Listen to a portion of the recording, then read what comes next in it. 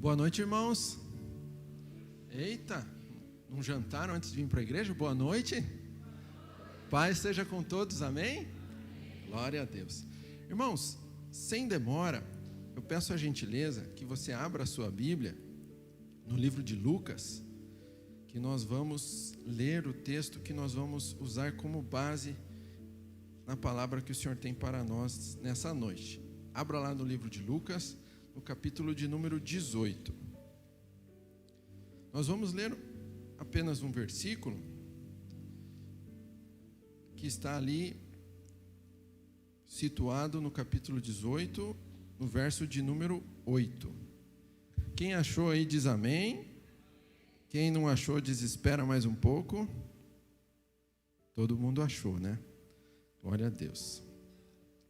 Bom, diz assim a palavra de Deus, irmãos, no livro de Lucas, verso de número 8, na parte B do versículo, Jesus diz assim aos seus discípulos: contudo, quando o Filho do Homem vier, encontrará fé na terra? Vou repetir. Contudo, quando vier o Filho do Homem, encontrará fé na terra?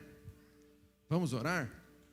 Bondoso Deus, amado Pai, aqui está o teu povo, Deus, eu também sou teu, nós lemos a tua palavra, Senhor.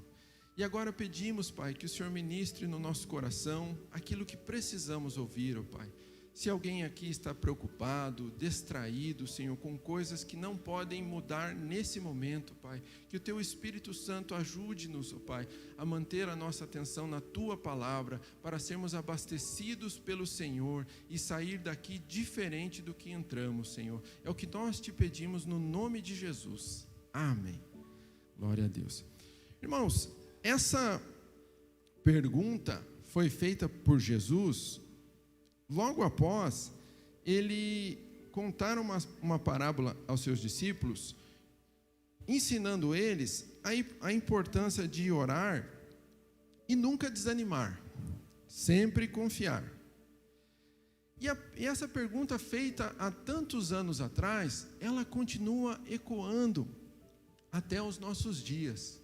Quando vier o Filho do Homem, encontrará fé na terra? A palavra de Deus, ela não diz quando o Filho do Homem vai vir. Não tem ali específico, Jesus vai voltar tal dia. Eu lembro que no ano 2000, vocês lembram que algumas pessoas falavam: nossa, no ano 2000 o mundo vai acabar. Tanto que teve o bug do milênio, né? Teve um menino que ficou milionário porque ele conseguiu ajudar os fabricantes de computador a programar os seus computadores para mudar a data de 1999 para o ano 2000. Mas não acabou. Porém, a palavra de Deus, ela nos mostra, ela nos ensina que quando Jesus estiver prestes a buscar a sua igreja, haveriam muitos sinais. E nós temos visto em nosso tempo muitos desses sinais acontecendo, irmãos. São pais matando seus filhos, filhos matando seus pais, pessoas que amam demais a si mesmos, egoístas, golpes, tantas coisas. Eu me lembro que em março de 2020, governantes do mundo todo determinaram em seus países o lockdown, inclusive aqui no Brasil. Foi algo nunca visto antes em nossa geração. Todo mundo teria que ficar dentro de casa. No máximo poderia sair para comprar alimentos ou medicamentos. E essa época foi uma época muito difícil. Muitas pessoas perderam seus empregos. Outros, pior do que isso, perderam entes familiares e também tiveram perdas materiais. E isso tudo, irmãos, veio como uma avalanche para todo o povo, não só para os cristãos, mas para o mundo todo. E nesse período, várias coisas começaram a acontecer como nunca antes. E eu vou exemplificar algumas aqui para vocês agora. Por exemplo, com o lockdown, muitas pessoas tiveram que conviver mais com a família. Todo mundo tinha que ficar dentro de casa, ninguém poderia sair. E com isso, irmãos, infelizmente, o número de divórcios, ele cresceu de uma maneira estrondosa. Várias pessoas se separaram. E isso trouxe uma consequência muito triste para a humanidade, que muitas pessoas deixaram de acreditar na primeira instituição constituída por Deus como base da sociedade, que é a família. Muitas pessoas perderam a fé na família por conta disso. E continua, irmãos, também nesse período de pandemia, os índices de violência doméstica cresceram absurdamente também. Pessoas que juraram amor e fidelidade um ao outro. Eu me lembro quando eu me casei, tive que fazer os votos, né? Na alegria e na tristeza, na saúde e na doença. Mas, infelizmente, durante a pandemia, muitas pessoas foram agredidas por aquele que prometeu amar, cuidar e respeitar. Com isso, muitas pessoas perderam a fé também no amor conjugal, no amor do homem para com a mulher. Deixaram de acreditar nisso. Sem contar também, irmãos, o número de golpes. Golpes tanto eletrônicos quanto através de telefone. Pessoas tentando se aproveitar da simplicidade de outras para poder ganhar dinheiro de uma maneira errada.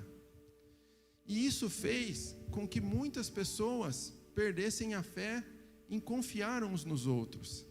E, irmãos, eu confesso que eu vivo muito disso diariamente. No meu trabalho, eu ligo para pessoas do Brasil inteiro. Ligo para pessoas de Manaus, ligo para pessoas do Pará, ligo para pessoas de estados que eu nem imaginava que existia, como Acre e Amapá. E realmente existe, irmãos. É longe, mas existe. E sempre quando eu ligo, geralmente as pessoas não me atendem. É mais ou menos quando você recebe uma ligação do número 85. Você pensa que é do presídio e você não atende. Quando eu ligo para outros estados com o código 41, acontece a mesma coisa. Aí eu tenho que mandar uma mensagem me identificando, falando o assunto que eu vou tratar, para que a pessoa me atenda. Então, veja que coisa triste, né? Por conta da atitude de alguns, muitas pessoas deixaram de confiar em todo mundo. E se não bastasse tudo isso, irmãos, após a pandemia, muitas pessoas diziam assim: olha, eu acho que depois da pandemia, a humanidade vai ser melhor, né? As pessoas vão amar mais uns aos outros, vão ser mais compassivos, vão ter mais paciência uns com os outros, né? Vão saber conviver melhor, vão relevar as coisas para viver em harmonia. Mas, irmãos, mal acabou a pandemia, já começou uma guerra. Infelizmente, não aconteceu aquilo que nós imaginávamos. E todas essas situações difíceis que eu acabei de exemplificar aqui para os irmãos, são questões que é muito difícil de responder. Por quê? Por que que os casamentos não estão dando certo mais? Por que que o cônjuge agride o seu cônjuge? Por que que as pessoas querem se aproveitar umas das outras? Por que que as pessoas não amam umas às outras como Jesus ensinou? Essas perguntas, irmãos, é muito difícil alguém dar uma resposta exata, o porquê. E por isso, muitas vezes essas situações levam as pessoas a questionar a sabedoria e a soberania de Deus sobre o mundo. E isso traz uma consequência muito triste, irmãos, que é um estágio que o coração do homem chega de tanto se frustrar, de tanto se decepcionar, de tanto acreditar nas pessoas e não ver aquilo que as pessoas prometeram se acontecendo, elas criam uma casca no seu coração. O seu coração fica duro, ele já não acredita mais em nada. E isso, irmãos, eles criam com uma justificativa que é a seguinte: eu nunca mais vou ser enganado, eu nunca mais vou confiar em ninguém, porque eu já confiei em alguém e fui traído. As pessoas dizem para mim que se importam, mas na verdade ninguém se importa. E isso, irmãos, é relatado pelo salmista no capítulo de número 69, o estado que essas pessoas que se encontram assim vivem, é relatado aqui por ele no versículo 20, que diz assim, o salmista, esse salmo de número 69, irmãos, por muitos estudiosos, é considerado, ele relata os sofrimentos que Jesus passaria. Então, por muitos, é considerado como um salmo que descreve aquilo que Jesus ia passar na cruz.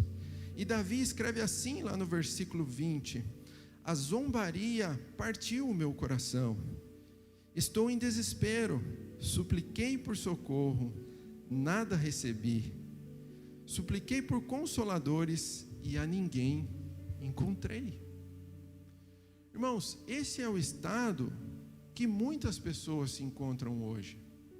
Infelizmente, de tanto se machucar, de tanto ver as coisas que disseram para ela que iriam acontecer, não acontecendo, ela entra nesse estágio de dureza de coração e começa a duvidar até mesmo de Deus. Talvez seja esse o estado de muitos dos que estão aqui nessa noite, mas Deus te trouxe aqui, meu irmão, nessa noite, justamente para fortalecer a sua fé, porque Ele não esqueceu de você. Por mais que as situações que você tem vivido não provem isso que eu estou dizendo para você, Deus não perdeu o controle sobre a sua vida, sobre a sua situação e sobre as pessoas que estão envolvidas com você. Deus ainda continua cuidando. Irmãos, e quando nós falamos de fé, como o pastor Dene falou aqui, ainda há pouco, a fé, infelizmente para muitos, ela é sustentada apenas por aquilo que os olhos veem. Então, quando a situação se desenha de uma maneira adversa, principalmente fora do controle da pessoa, ela olha aquilo e a sua fé, infelizmente, muitas vezes ela é enfraquecida e até mesmo anulada. E o que a gente precisa fazer diante disso? Irmãos, quando Jesus aqui faz essa pergunta aos discípulos, ele deu, antes de fazer a pergunta, que é, quando vier o Filho do Homem encontrará fé na terra, ele descreveu ali a situação de uma viúva, que é uma pessoa que naquela época não tinha voz alguma na sociedade. Por quê? Além dela ser mulher, que na sociedade daquele tempo não era muito valorizada, ela era uma viúva, ou seja, ela não tinha os direitos respeitados. Mas ela ia ao juiz pedindo que julgasse a causa dela, aquilo que ela precisava que mudasse na vida dela. E ela ia insistentemente, embora o juiz demorasse em respondê-la, ela continuava insistindo, pedindo que ele julgasse a causa dela. Até que o homem, que não temia a Deus e nem se importava com a opinião dos outros, deu ganho de causa para essa viúva. E ele diz então, porventura Deus não fará o mesmo por seus filhos, que de dia e de noite apresentam a Ele as suas petições? Porventura Deus não atenderá a oração dos seus filhos? Ele diz aqui, contudo, depressa atenderá, mas quando vier o Filho do Homem, encontrará fé na terra? Irmãos, a fé, o apóstolo Paulo diz lá em Romanos 10, 17, que a fé vem pelo ouvir, e ouvir a palavra de Deus, que é o que você está fazendo aqui. Mas existem outros pilares que podem ajudar você a desenvolver a sua fé. O primeiro deles é esse que Jesus falou aos seus discípulos, a oração. Precisamos orar, apresentar a Deus as nossas causas. E o segundo, irmãos, não menos importante, é a leitura da palavra de Deus. Infelizmente, irmãos, essa é uma das ordenanças do Senhor mais negligenciadas pelos cristãos em nosso tempo. palavra de Deus, quando nós escutamos numa pregação, é importante. Mas se você não tem referências bíblicas, qualquer coisa que uma pessoa te disser, mesmo não tendo o aval de Deus, você vai acreditar. Porque você não tem referências para confrontar aquilo que está sendo dito para você. E, irmãos, algo muito interessante com relação à importância da leitura da palavra de Deus, se não fosse tão importante, irmãos, Deus não teria deixado ela em forma de literatura, não é verdade? Ele poderia deixar de outra forma, mas Ele deixou em forma de literatura. Mas muitas pessoas têm negligenciado a leitura da palavra de Deus, tanto que o Senhor diz lá em Oséias, capítulo 4, na parte A do versículo 6, meu povo está sendo destruído porque lhe falta conhecimento. E o conhecimento, irmãos, naquela época Deus estava dizendo, é porque além dos sacerdotes não ensinarem a coisa certa para o povo, não existia a Bíblia impressa como nós temos hoje, não existia a Bíblia no celular, então as pessoas não conseguiam ler para saber o que deveriam fazer e como deveriam viver diante de Deus. Irmãos, eu quero fazer uma pequena pausa aqui para lançar um desafio para todos vocês, porque muitas pessoas pegam a Bíblia e olham assim, puxa, é um livro de respeito, né? E as pessoas só de olharem para a Bíblia falam, não, eu não vou nem começar, como é que eu vou acabar esse negócio aí? É muita página. Mas a Bíblia, irmãos, ela tem apenas 1189 capítulos. Parece muita coisa, né? Mas vamos lá, hoje é dia 19 de abril, correto?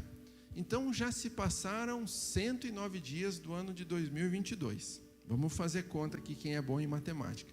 Então, resta ainda, se nós diminuirmos os dias que passaram com os que ainda estão por vir, nos restam, a partir de amanhã, 256 dias. Se nós dividirmos 1189 capítulos por 256 dias, irmãos, se você separar um tempinho e ler apenas 5 capítulos, dá um pouquinho menos na conta, mas se você ler 5 capítulos por dia, começando amanhã, quando chegar no final de dezembro, você vai ter lido a Bíblia inteira. Olha que coisa maravilhosa. Você vai ter lido o manual de conduta que Deus deixou para você inteiro, de Gênesis a Apocalipse. Mas tem pessoas que dizem assim, mas eu não tenho tempo para ler.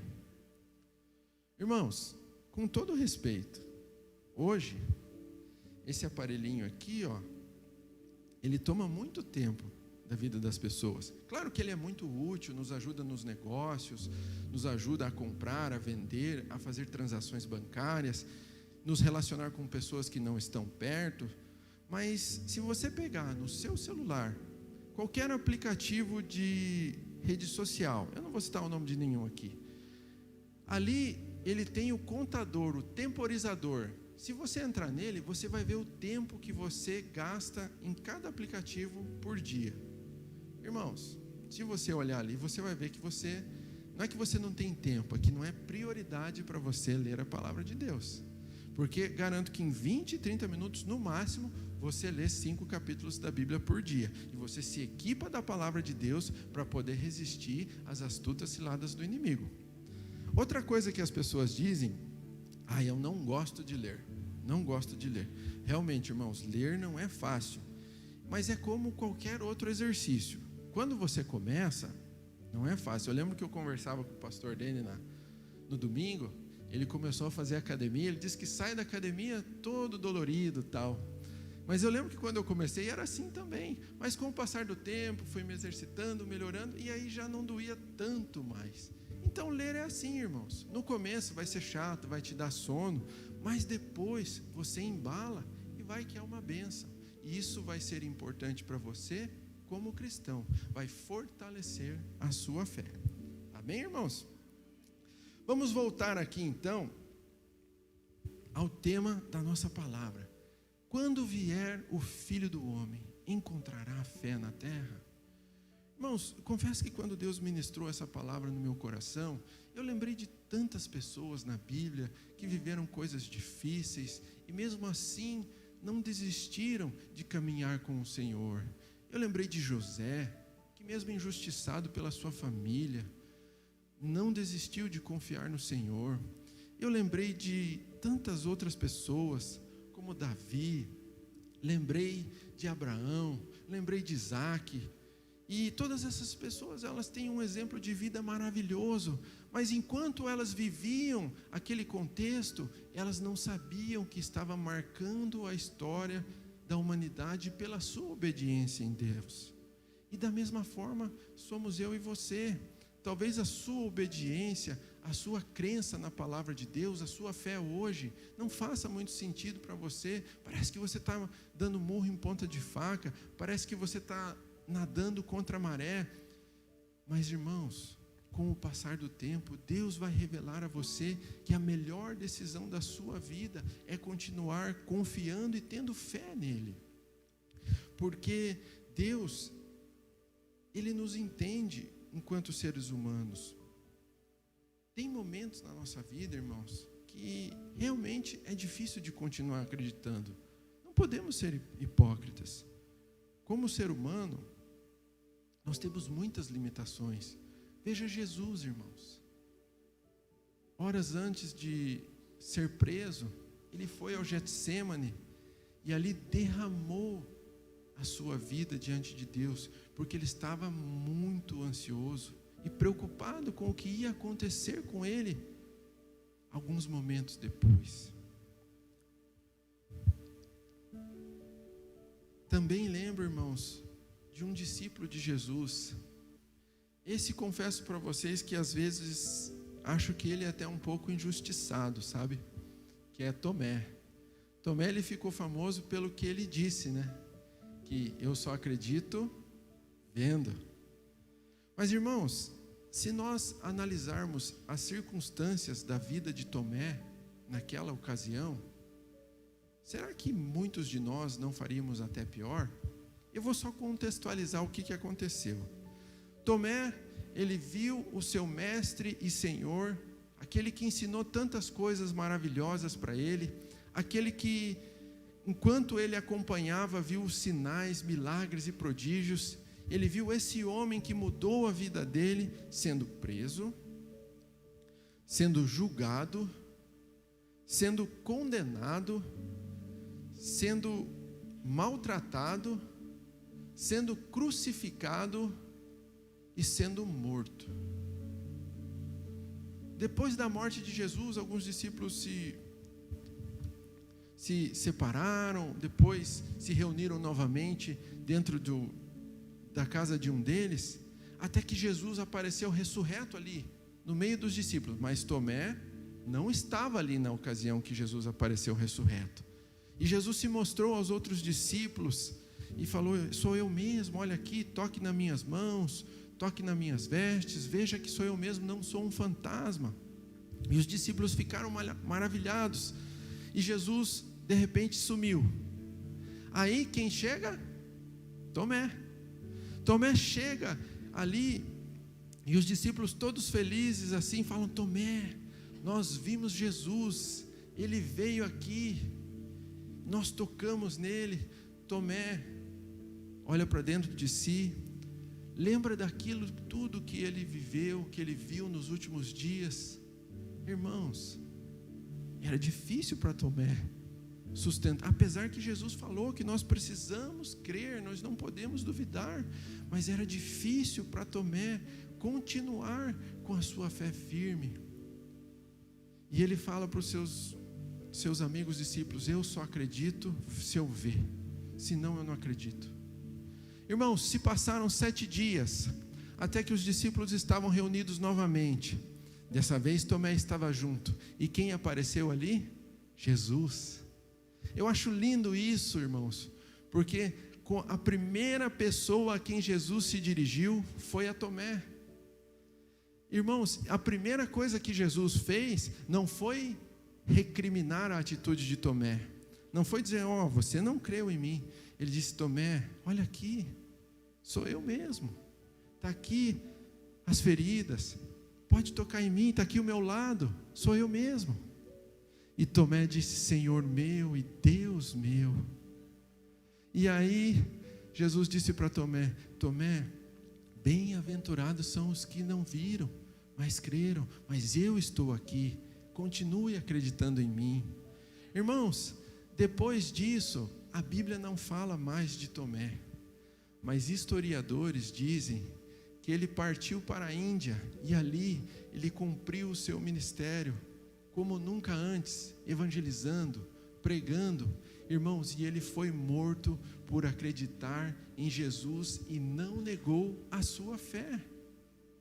Então, queridos irmãos, comigo e com você não é diferente. Existem momentos que realmente nos afrontam e nos fazem duvidar. Sinceramente, irmãos, não podemos ser hipócritas. Aquela ponta de dúvida vem assim: eu oro, eu acredito, mas será, Deus? Essa experiência aqui eu nunca tive, Senhor. Eu já vi isso, eu já vi aquilo, mas essa aqui eu não vi ainda, Senhor. E Deus está dizendo para você, meu querido irmão, minha querida irmã, que entrou aqui hoje com seu coraçãozinho apertado, porque não sabe o que fazer, porque essa situação que você está vivendo hoje é diferente de todas as outras que você já enfrentou, e você não sabe o que vai acontecer daqui para frente. A palavra que Deus tem para você nessa noite, ela está registrada lá no livro de Zacarias, no capítulo de número 9 e versículo de número 12. Eu peço que você faça a gentileza de abrir rapidinho, para que você guarde no seu coração essa palavra de Deus para a sua vida. Diz assim a palavra de Deus, queridos irmãos, livro de Zacarias, capítulo 9, versículo de número 12. Guarda no seu coração, porque isso é palavra de Deus para a sua vida. Voltem à sua fortaleza, ó prisioneiros da esperança, pois hoje mesmo anuncio que restaurarei em dobro tudo para vocês. Irmãos, quem é a fortaleza? Quem é o preso de esperança? Talvez seja eu, seja você. Talvez hoje a nossa esperança esteja presa numa situação que a gente não consegue ver mudança. E sabe quem é a fortaleza? Aquele que o salmista diz no Salmo 46, versículo 1: Deus é o nosso refúgio e fortaleza, socorro bem presente na hora da angústia. Esse é a nossa fortaleza. Deus é a nossa fortaleza. Então, irmãos, eu quero pedir a gentileza que você fique de pé, só para parecer que está terminando já. Sabe, irmãos, às vezes a vida nos apresenta situações que realmente, como dizem por aí, né, tiram os nossos pés do chão. A gente se vê sem saber o que fazer. Não sabe para onde ir, não sabe para onde correr. Mas corra para os braços de Deus. Deus é o seu refúgio e a sua fortaleza. Irmãos, eu vou orar com vocês, mas antes eu quero ler só mais um versículo, e eu quero que você feche os seus olhos e escute aquilo que Deus está falando para você. Não precisa abrir a palavra de Deus, eu leio para você, só escuta com o seu coração aberto. O seu coração, irmãos, não estou falando desse órgão que bomba sangue para todos os seus órgãos. Eu estou falando o seu coração, o âmago da sua alma, aonde habita o seu ser, as suas vontades, as suas frustrações, ali onde muitas vezes você já não tem deixado mais entrar a palavra de Deus por estar ferido e decepcionado. É nesse lugar que Deus quer trabalhar nessa noite, é esse lugar que Deus quer tirar a dureza, é esse lugar que Deus quer limpar e permitir que a semente da palavra dele germine aí no seu coração, para que você saia daqui diferente e acreditando que Deus não desistiu de você e tem boas coisas para a sua vida. O versículo de número 8 do capítulo 3 de Apocalipse, o Senhor diz assim para a igreja de Filadélfia: conheço as suas obras, eis que coloquei diante de você uma porta aberta que ninguém pode fechar. Olha que lindo que ele diz aqui agora, irmãos. Sei que você tem pouca força. Deus sabe, irmãos. Deus sabe. Não é surpresa. Sabe, irmãos, às vezes a gente tem vergonha de se abrir para as pessoas. Eu não vou mostrar fraqueza, senão a pessoa vai se aproveitar de mim. Se eu me mostrar fraco, as pessoas vão se aproveitar de mim. Mas olha aqui que Deus diz para você, para Ele você não esconde nada. Sei que você tem pouca força, mas apesar disso, guardou a minha palavra e não negou o meu nome. Olha que coisa linda, irmãos. Apesar de não ter pouca força, nós estamos aqui. Senhor, as coisas não estão acontecendo como eu quero, mas eu continuo aqui na tua presença, porque eu sei que o Senhor tem uma porta aberta para mim.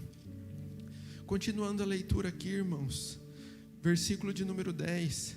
Visto que você guardou a minha palavra de exortação à perseverança. É isso que Deus está fazendo com você aqui, irmãos. Ele está te exortando a perseverar, a não desistir, apesar das coisas não parecerem favoráveis. Olha o que Deus continua dizendo: eu também o guardarei da provação que está para vir sobre todo o mundo, para pôr à prova os que habitam na terra. E olha o recado de Deus para você, irmãos.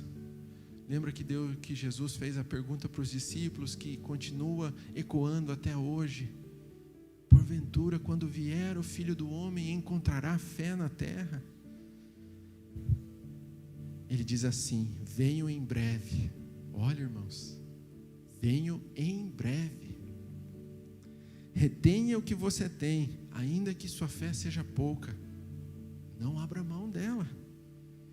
Retenha a sua fé, para que ninguém, de jeito nenhum, tome a sua coroa, aquilo que Deus tem preparado para você. Amém? Irmãos, esses dias eu li uma frase que eu guardei no meu coração: esteja preparado, porque assim você não vai precisar se preparar. Esteja sempre preparado. Se nós sairmos daqui e Jesus nos chamar, nós estamos preparados. Se for amanhã, se for depois, que estejamos preparados, porque o que há de vir, o nosso Senhor e Salvador virá, e não tardará, e aquele que crê na sua palavra viverá pela fé, e não retrocede. Amém? Louvado seja Deus, louvado seja o Senhor, glória a Deus. Irmãos, para finalizar, eu não costumo fazer isso, mas enquanto todo esse tempo de consagração, preparando essa palavra, eu quero que você feche os seus olhos e que você esteja atento agora.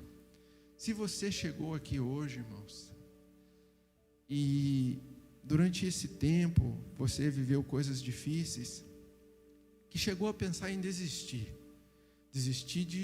de tudo, não só de Deus, mas também da vida. Quem sabe pensou até mesmo em tirar a sua própria vida, achando que não tinha mais solução para você e para aquilo que você estivesse vivendo. Ou quem sabe você tem visto situações que têm enfraquecido muito a sua fé. Nós queremos orar especificamente por você. Se for o caso, irmãos, eu peço que rapidamente você venha aqui à frente. Senão nós vamos orar e passar a palavra para o pastor. Se for o seu caso, se você estiver passando por dificuldades que tem feito você pensar em desistir, irmãos, nós vamos orar com você, mas não é a minha oração que vai fazer com que Deus te escute. Porque sabe de uma coisa, irmãos? A oração, o poder dela não está em quem faz a oração. Não é quem faz a oração que é poderoso, mas é quem ouve. E Deus é que ouve a nossa oração. Então, se você está nessa situação, eu não vou perguntar mais uma vez, irmãos. Nós vamos orar e Deus vai ajudar você. Não demore, irmãos. Não demore. Venha. Quando nós chamamos, sabe, irmãos, quando nós chamamos as pessoas para vir aqui à frente, não é para expor ninguém, de maneira alguma, mas é para que você que veio aqui na frente, você saiba que as maiores caminhadas da vida da gente, às vezes começa com o primeiro passo.